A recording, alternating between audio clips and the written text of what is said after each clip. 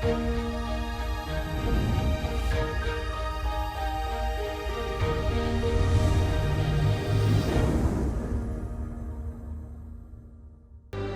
vaxtınız xeyir olsun, əziz tamaşaçılar.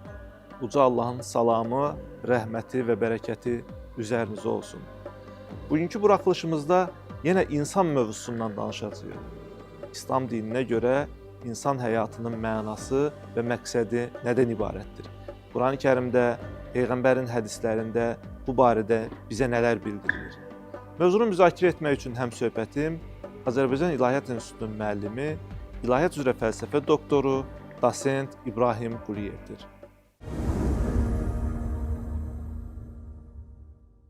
İbrahim müəllim, bugün sizinlə fərqli bir mövzunu müzakirə etmək istədik. Adətən bu mövzu ilə bağlı müxtəlif fikirlər səsləndirilir. Bu mövzu nədir? İnsan həyatının mənası. İnsan həyatının mənası və məqsədi. Xüsusilə müasir dövrdə bəzən məqsədsizlik, mənasızlıq problemi ilə insan üzləşir.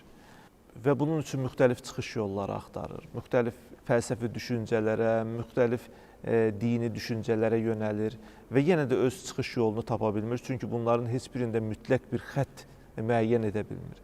Bax, ona görə istədik ki, bugün sizinlə İslam nəzərində insan həyatının mənası və məqsədi ətrafında danışaq.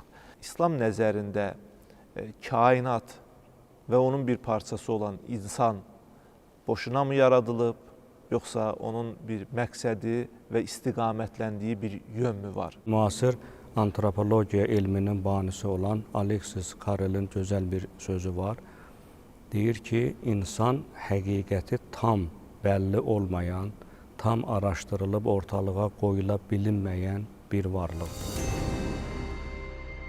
İnsan yer üzərində yaşayan canlı orqanizmin ən ali dərəcəsinə sahib olan bir varlıqdır.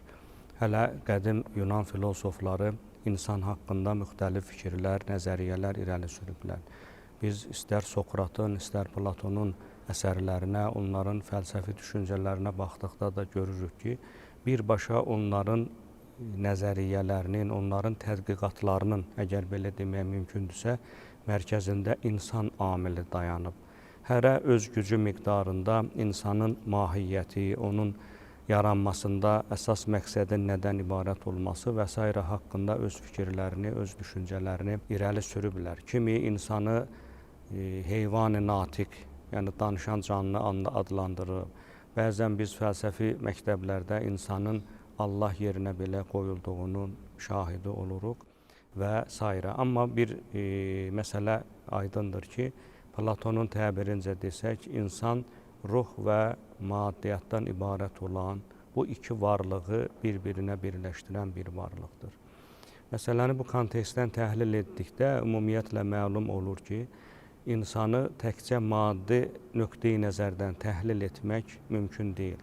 İnsanın özəyini təşkil eləyən amil ruhdur, mənəviyyatdır. Elə biz dini mətnlərdə də bunu görürük və üstəgəl İslamın zuhurundan sonraki mərhələdə İslam mütəfəkkirlərinin düşüncələrində də biz bu məsələləri görürük. Məsəl üçün, İbn Sinanın fəlsəfəsində Əl-İnsanul Muallaq fil-Hava nəzəriyyəsi var. İnsanul Muallaq, yəni uçan insan, əgər belə demək mümkündürsə. İbn Sina, əgər bunu biz bu nəzəriyyəni sadə şəkildə təhlil etsək, mənası bu olur ki, İbn Sina deyir, fərz edək ki, insan qəflətən yarandı. Nə görür, nə eşidir, nə danışa bilir. Bir sözlə, xarici aləmlə heç bir əlaqəsi olmasa belə, xarici aləmdən heç bir məlumat almasa belə, həmən insan özü öz haqqında məlumata sahib olacaq və özü özünün mənliyini, özünün insanlığını, özünün nə üçün yaradıldığını düşünəcək və müəyyən bir yol tapacaqdır. Bütün bunların kontekstində biz deyə bilərik ki, həqiqətən də insan həm də çox mürəkkəb bir varlıqdır. Xüsusilə də klassik dövrlərdə həm təfsirşünaslar, həm hədisşünaslar hər hansı bir məsələni izah edərkən, xüsusilə də Quran və hədisdə öz əksini tapmış terminləri təhlil edərkən ilk olaraq onların leksik mənalarına üstünlük veriblər. Nəyə görə? Ona görə ki, hər bir varlığın mahiyyəti ilk olaraq onun daşıdığı mənada gizlənib. Biz bu kontekstdən məsələyə yanaşanda görürük ki, insan haqqında bizim dini ədəbiyyatımızda müxtəlif yozumlar var. Bir qrup alimə görə insan üns kəlməsindən əmələ gəlib və ünsiyyət mənasını ifadə edir. Bu önəmli bir məsələdir. Ona görə ki, insan əgər bu termindən məna alırsa, belə çıxır ki, o ictimai bir varlıqdır və fərdləşə bilməz. Bəziləri nisyan sözündən əmələ gəldiyini, hətta bu mövzuda həm İbn Abbasdan, həm İmam Cəfər Sadiqdən hədis belə nəql olunur ki, insan unutqan varlıqdır. Həmi öz Rəbbini tezliklə unudar. Quranda da buna oxşar ayələr var insanın nankör olması barəsində. Və həm də ona edilən yaxşılıqları bəzən insan unudur. Qur'an-ı Kərim və hədis-i şəriflər nöqteyi nəzərdən məsələyə yanaşanda biz görürük ki, Qur'an-ı Kərimdə insanlar iki dəstəyə bölünüb. Birinci dəstə heyvandan daha aşağıda diqqətdə saxlanılan insan tipidir. Əraf surəsindəki olan ayə, onlar heyvan kimidir, bəlkə heyvandan daha aşağıdırlar deyə buyurur. Digər bir insan tipi isə bütün varlıqlardan üstün olan bir insan tipidir. Məsələn, Qur'an-ı Kərimdə biz Bəni Adəmi, insanların bir hissəsini, yəni bir çox varlıqdan daha kəramətli olaraq xəlq etdik. Bu ifadə özü və çox maraqlıdır ki, kəramət, kərim ifadəsi Qur'an-ı Kərimdə daha çox insan haqqında işlənib. Məsələn, biz onu digər varlıqlar haqqında işlənməyini görmürük. Niyə görə? Birincisi ona görə ki, kərim sözü həmi ağıl sahiblərinə deyilir, kərim sözü əxlaq, mənəviyyat sahiblərinə deyilir və s. Bir zaman biz peyğəmbərlərdən əhd almışıq. Səndən də, Nuhdan da, İbrahimdən də, Musadan da, Məryəm oğlu İsa'dan da. Biz onlardan möhkəm bir əhd almışıq. Belə etmişik ki, Allah doğru danışanlardan doğruçuluqları barədə soruşsun və kafirlər üçün isə ağrılı-acılı bir əzab hazırlasın.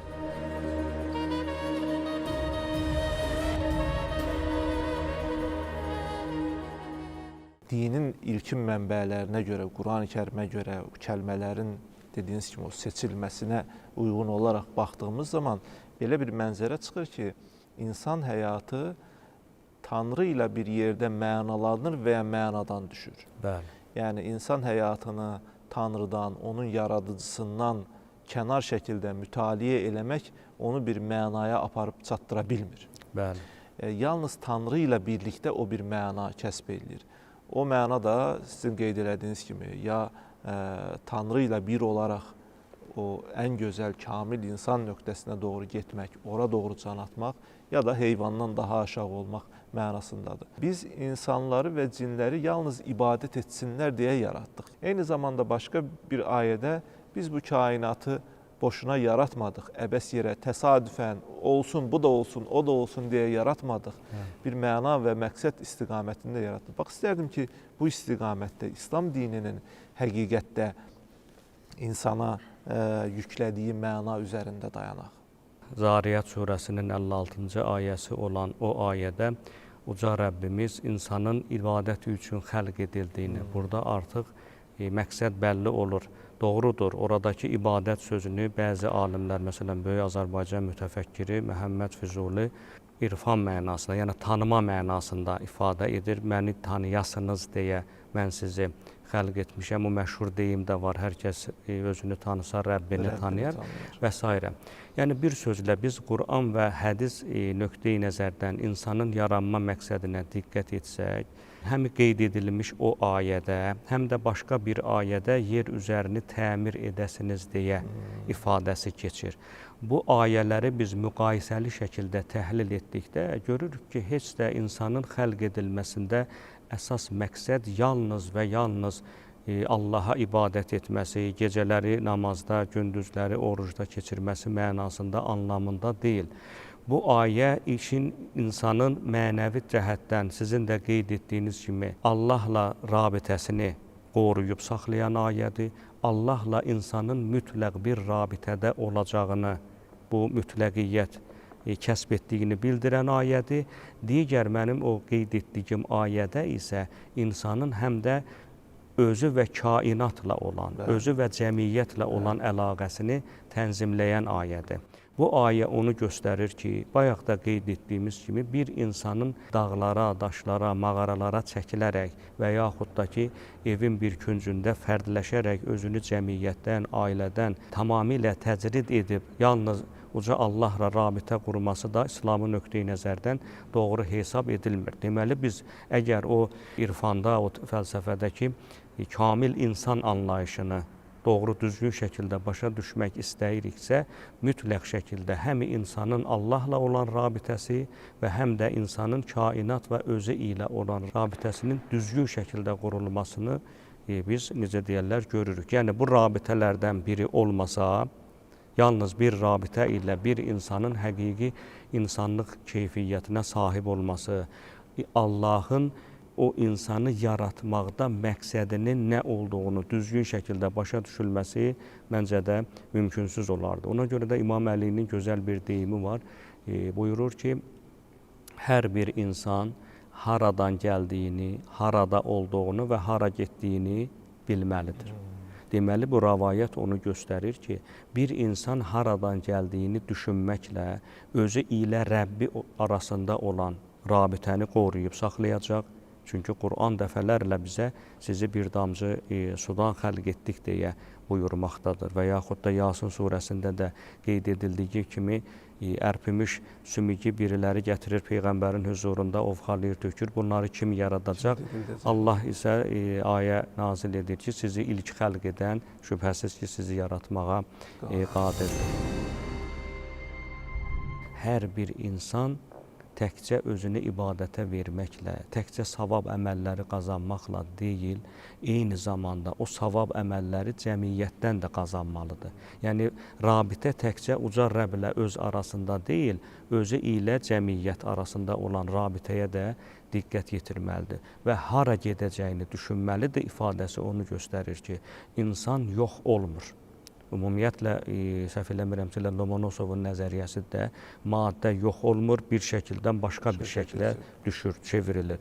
İnsan ölməklə onun həyatı sona yetmir, onun fiziki aləmlə əlaqəsi üzülür. Deməli, bu rəvayətin o üçüncü hissəsi onu göstərir ki, insan hansısa bir məqsəd üçün xəlq edilib. O məqsəd yalnız dünyada olan işlər üçün deyil, eyni zamanda o insanın son mənzili olan axirətdə də hansısa bir mükafatları alacağı və yaxud da hansısa bir əzabı görəcəyini də bizim gözümüz önünə sərməkdədir.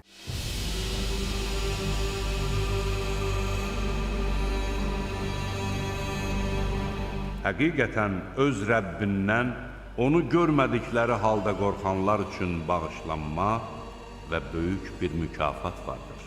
Sözünüzü gizli saxlasanız da, onu açıq desəniz də fərqi yoxdur. Allah kökslərdə olanları bilir. Yaradan Allah lətif və hər şeydən xəbərdar olduğu halda ola bilərmi ki, o gizlində və aşkarda olanları bilməsin?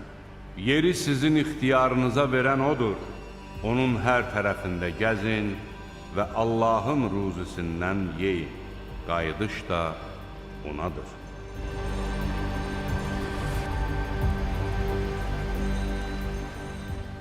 İbrahim müəllim, bugün adətən bu problemlə çox qarşılaşırıq. Yəni, insanlar İslam dininin nəzərində vacib məqamlardan biri də nədir? Axirət düşüncəsidir. Yəni, siz hesab kitaba çəkiləcəksiniz. Etdiyiniz əməllər bir yerdə mütləq şəkildə yazılır. Bunlar itmir. Yaxşı əməllərə görə yaxşı qarşılıq, pis əməllərə görə pis qarşılıq alacaqsınız. Bəzən insanlar bax bu şuurdan uzaqlaşdıqlarına görə mən müasir insanı nəzərdə tuturam. Axirəti çox az xatirinə gətirdiyi üçün və müxtəlif fəlsəfi ideologiyaların təsirində qaldığı üçün baxırsınız ki, bir boşluq içərisindədirlər. Bir axtarış içərisindədirlər və bir şəkildə yol tapa bilmirlər. Bax, bu yerdə inanc bu mənasızlığa, məqsədsizliyə necə kömək ola bilər, bunu necə aradan qaldıra bilər, bunun axirət tərəfini də düşündükdə bu insanları mənəvi bu böhrandan nə şəkildə çıxarda bilər? Biz bu duruma düşmüş insanlarla həm söhbət olarkən və yaxud da belə insanları dinləyərkən görürük ki, birincisi belə insanların, yəni həyatı məqsədsiz görən, axirət inancı belə insanlarda ya zəif ya da ümumiyyətlə olmamasıdır. Müasir araşdırmalar göstərir ki, bir insanın axirətə inanclı olması, yəni mən öldükdən sonra mütləq ilahi huzurda sorğu-suala tutulacağam, etdiyim əməllərə görə cavabdehlik daşıyıram düşüncəsinə sahib olması onu mütləq şəkildə həmən o boşluqdan bir növ xilas edir. Və təkcə xilas etmir, həm də belə insanlar cəmiyyətdə mütləq və mütləq bir məsuliyyətə sahib olurlar. Onlarda məsuliyyət düşüncəsi daha yüksək olur. Müasir dövrdə belə insanların bu düşüncələrə sahib olmaları və yaxud da belə boşluqlara düşməsinin bir neçə səbəbi var. O səbəblərdən biri mənə elə gəlir ki, maddiyyata daha çox bağlı olmaqdır. Bəzən insan maddiyyata o qədər bağlı olur ki, özünün mənəvi tərəfini itirmiş olur. Doğrudur, qazanc, mənfəət olmasa insan yaşayışını davam etdirməsi qeyri-mümkündür. Amma bunun mənası o demək deyil ki, insan bütün həyatını, maddi nemətləri əldə eləmək düşüncəsi üzərində qurmalı və özünün mənəvi təkamülünü arxa plana keçirməlidir. İnsanlara mənə elə gəlir ki, birincisi axirət düşüncəsinə sahib olmalıdırlar və bilməlidirlər ki, onlar əbəs yerə xəlq edilməyiblər. Onlar mütləq şəkildə Allahın huzurunda etdiklərinə görə sorğu-suala çəkiləcəklər və özlərini həm də kənar sosial şəbəkələrdə müxtəlif bizim milli, mənəvi düşüncəmizə, dini düşüncəmizə yad olan ideologiyalar təbliğ olunur və s. Çalışmalı bu şeylərdən uzaq olmalı, bir də faydalı işlə məşğul olmalıdırlar. Axı bizim deyimimiz var, atalar deyimi ki, iş insanın cövhəridir. Əgər bir insan zəhmətlə, işlə məşğul olsa, inanmıram ki, həmən adam o qeyd elədiyimiz boşluqlara düşmüş ola. Maddiyyat, həzz insanın bəlkə də bu əsrdəki ən böyük buxovudur, deyə bilərik. İslam bu baxımdan çox geniş bir üfüq açır insanın qarşısında. Yəni bir anlıq İslamın pəncərəsindən boylandığın zaman içəridə böyük üfüqlərin olduğunu görə bilirsən. İbrahim müəllim, mən sizə çox təşəkkür edirəm. Mən təşəkkür edirəm, sağ olun. Bu mövzu həqiqətən saatlarla üzərində danışmaq olar. Amma bu qısa vaxt ərzində mənə elə gəlir ki, çox vacib məsələlərə toxundunuz. Gəldiyiniz üçün təşəkkür edirəm, minnətdaram. Sağ olun. Sağ olun. Dəyərli tamaşaçılar, bununla da verilişimiz başa çatır. Gələn həftə yenidən görüşmək ümidi ilə sağ olun, salamat qalın.